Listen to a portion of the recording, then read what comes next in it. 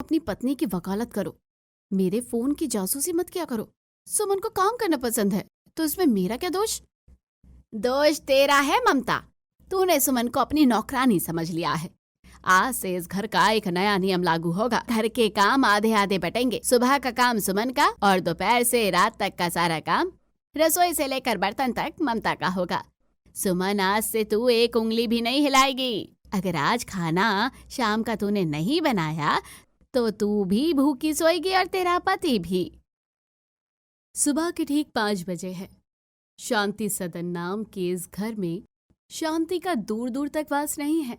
रसोई में pressure cooker की सीटी और सिलबट्टे पर पिसते मसालों का शोर गूंज रहा है। सुमन, जिसका चेहरा चूल्हे की गर्मी से लाल हो चुका है, एक साथ 3 काम कर रही है। चाय बनाना, नाश्ते की तैयारी और बच्चों के स्कूल का टिफिन तैयार करना।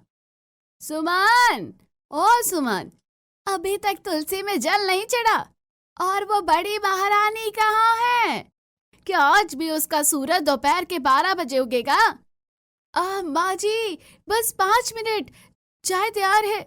दीदी की रात शायद तबीयत खराब थी, कह रही थी कि सिर में बहुत भारीपन है। हाँ, जब जब काम का वक्त आता है तब तब उसका सिर भारी हो जाता है और जब शॉपिंग पर जाना हो तो वही सिर हल्का होकर हवा में उड़ने लगता है। रुक, मैं आज उसकी जाकर खबर लेती हूँ। शांति देवी भारी कदमों से सीढ़ियां चढ़कर ममता के कमरे की ओर बढ़ती है। कमरे का दरवाजा आधा खुला है, जहां से एयर कंडीशनर की ठंडी हवा बाहर आ रही है। अंदर ममता रेशमी चादर ताने गहरी नींद में है। उठो बहू, ये तेरा मायका नहीं है जहां सूरज की पहली किरण तुझे जगाने का इंतजार करेगी। नीचे देख, छोटी बहू का पसीना बहकर गंगा जमुना हो गया है और तू यहाँ खराटे भर रही है। उफ माँ जी, इतनी जोर से मत चिल्लाइए, मेरा सिर फटा जा रहा है। रात भर बुखार में तप रही थी मैं, लेकिन सोचा आपको बताकर परेशान न करूं। बुखार? ला जरा माथा तो देखो, यहाँ तो बर्फ जमी है। झूठ बोलने की भी कोई सीमा होती है ममता। नीचे चल, वरना आज का नाश्ता तुझे नहीं मिलेगा। आधे घंटे बाद पूरा परिवार नाश्ते की मेज पर इकट्ठा है। ममता किसी तरह लंगड़ाते हुए, माथे पर बाम लगाते हुए सोफे पर आकर बैठती है। सुमन चुपचाप सबको गर्मा गर्म पराठे परोस रही है। ममता, क्या बात है, आज फिर तबीयत ढीली है क्या? क्या बताऊं जी, रात भर बेचैनी रही। ऐसा लगता है इस घर की हवा ही मुझे रास नहीं आ रही। थोड़ा आराम चाहती हूँ, पर माँ जी को लगता है कि मैं नाटक कर रही हूँ। भाभी, आपकी बेचैनी का राज आपके फोन में है। रात के 2 बजे तक आप ऑनलाइन सेल देख रही थी। लास्ट सीन तो यही बता रहा था। अब नींद तो आएगी। विजय, तुम अपनी पत्नी की वकालत करो, मेरे फोन की जासूसी मत किया करो। सुमन को काम करना पसंद है तो इसमें मेरा क्या दोष? दोष तेरा है ममता। तूने सुमन को अपनी नौकरानी समझ लिया है। आज से इस घर का एक नया नियम लागू होगा। माँ, सुबह सुबह क्या नया बवाल शुरू कर रही हैं आप? बवाल मैं नहीं, तुम्हारी पत्नी कर रही है। आज से घर के काम आधे आधे बटेंगे। सुबह का काम सुमन का और दोपहर से रात तक का सारा काम, रसोई से लेकर बर्तन तक, ममता का होगा। सुमन, आज से तू एक उंगली भी नहीं हिलाएगी। माँ जी, ये सरासर अन्याय है। मुझे रसोई की गर्मी से एलर्जी है, मेरी त्वचा पर दाने निकल आते हैं। तो निकलने दे दाने। दाने निकलेंगे तभी तो अक्ल ठिकाने आएगी। अगर आज खाना शाम का तूने नहीं बनाया तो तू भी भूखी सोएगी और तेरा पति भी। दोपहर के 1 बज रहे हैं। रसोई में ममता अकेली खड़ी है।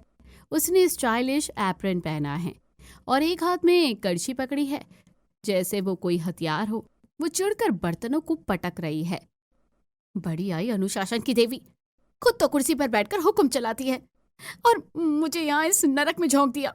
इस सुमन को तो मैं देख लूंगी। बड़ी सती सावित्री बनती है माँ जी के सामने। सुमन रसोई में पानी पीने के लिए आती है। क्यों आई हो यहाँ? मेरी जासूसी करने? जाओ, जाकर माँ जी के पैर दबाओ, वही तो काम आता है तुम्हें। दीदी, मैं तो बस पानी लेने आई थी। अगर आप कहे तो मैं दाल में तड़का लगा दूं। आप बैठ जाइए, मैं कर दूंगी। नहीं नहीं, तुम क्यों करोगी? माँ जी ने कहा है ना कि मैं करूं तो मैं ही करूंगी। लेकिन सुनो सुमन, दाल में नमक तुम चख लो, मुझे जरा कम समझ आता है। जैसे ही सुमन दाल चखने के लिए चम्मच उठाती है, ममता बाहर की ओर जोर से चिल्लाती है, माँ जी देखिए देखिए सुमन क्या कर रही है। क्या हुआ, क्यों चिल्ला रही है? देखिए माँ जी, मैंने मना किया फिर भी सुमन काम में दखल दे रही है। ये चाहती ही नहीं है कि मैं कुछ सीखूं। ये आप सबको दिखाना चाहती है कि मैं कितनी निकम्मी हूँ। ये जानबूझकर मुझे नीचे दिखा रही है। सुमन, मैंने तुझे मना किया था ना, तू कमरे में क्यों नहीं गई? माँ जी, दीदी ने ही बुलाया था। सफेद झूठ। माँ जी, ये लड़की बहुत शातिर है। ये आपके सामने भोली बनती है, पर पीठ पीछे मुझे ताने मारती है कि जेठानी जी को तो चाय बनाना भी नहीं आता। शाम का समय है। घर में मेहमान आने वाले हैं। आकाश के बॉस और उनकी पत्नी शांति देवी ने ममता को खास हिदायत दी थी कि खाना बेहतरीन होना चाहिए। ममता ने तय कर लिया था कि वो काम नहीं करेगी, बल्कि कुछ ऐसा करेगी कि सारा दोष सुमन पर मढ़ दिया जाए। अब आएगा मजा। वो चुपके से खाने में ढेर सारा नमक और लाल मिर्च डाल देती है और फिर बाहर जाकर सोफे पर लेट जाती है। मेहमान आ चुके हैं। डाइनिंग टेबल पर खाना सज चुका है। आकाश के बॉस पहला निवाला लेते ही खांसने लगते हैं। उनका चेहरा लाल हो जाता है। उफ, ये खाना या तेजाब, इतना नमक और इतनी मिर्च। आकाश, क्या तुम हमें जहर देना चाहते हो? Sir, I am so sorry. पता नहीं कैसे। ममता, तुमने खाना बनाया था ना? हाँ जी, मैंने ही बनाया था, लेकिन बीच में सुमन रसोई में गई थी। मुझे लगा वो सलाद काटने गई है, पर शायद उसने। माँ जी, मुझे तो सुबह से ही शक था कि सुमन मुझसे बदला लेना चाहती है। सुमन, यहाँ ये क्या किया तूने? खाने में इतना नमक? माँ जी, मैंने तो खाने को छुआ तक नहीं। मैं तो बच्चों को पढ़ा रही थी। माँ, सुमन झूठ नहीं बोल रही है। मैं उसके साथ कमरे में ही था। तो क्या मैंने खुद अपने खाने में नमक डाला? विजय, तुम अपनी पत्नी को बचाने के लिए कुछ भी बोलोगे? मेहमान जा चुके हैं। घर का माहौल किसी युद्ध क्षेत्र जैसा है। शांति देवी का गुस्सा 7वें आसमान पर है। वो ममता और सुमन को आमने सामने खड़ा करती है। आज इस घर में फैसला होकर रहेगा। या तो सुमन इस घर की मर्यादा गिरा रही है, या ममता तू कोई खेल खेल रही है। माँ जी, आप हमेशा मुझ पर ही शक करती है। मैं इस घर की बड़ी बहू हूँ।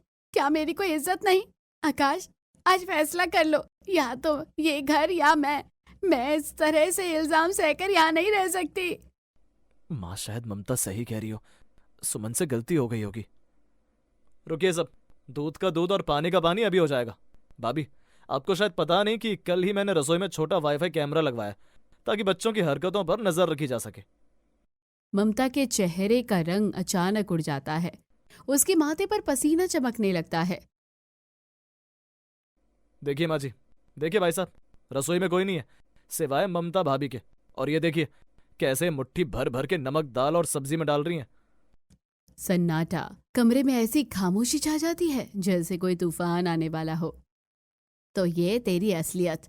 काम से बचने के लिए तूने घर की इज्जत दांव पर लगा दी। अपनों के लिए तूने खाने में जहर घोला। माँ जी, वो मैं तो बस, मुझे लगा आप मुझे माफ कर दोगी। बस ममता, बहुत हो गया तुम्हारा ड्रामा। मुझे शर्म आती है कि मैंने आज तक तुम्हारा साथ दिया। तुम कामचोर ही नहीं, तुम एक बेहद घटिया इंसान भी हो। शांति देवी ने दीवार पर टंगी अपनी पुरानी छड़ी उठा ली। ममता डर के मारे कोने में दुबक जाती है। नहीं आकाश, इसे डांटने से कुछ नहीं होगा। ममता, तूने कहा था ना कि तुझे अपनी आजादी चाहिए, तो ठीक है, आज से तू इस घर की बहू नहीं बल्कि एक पेन गेस्ट की तरह रहेगी। मतलब कि तुझे अपना कमरा खुद साफ करना होगा, अपने कपड़े खुद धोने होंगे। अगर खाना खाना है तो उसके पैसे देने होंगे, या फिर रसोई में सुमन की सहायक बनकर काम करना होगा। और हाँ, आज रात के सारे झूठे बर्तन तू अकेली धोएगी। माँ जी, प्लीज मुझे माफ कर दीजिए, मैं सुधर जाऊंगी। सुधरने का मौका तुझे बहुत दिया गया, अब सीखने का वक्त है।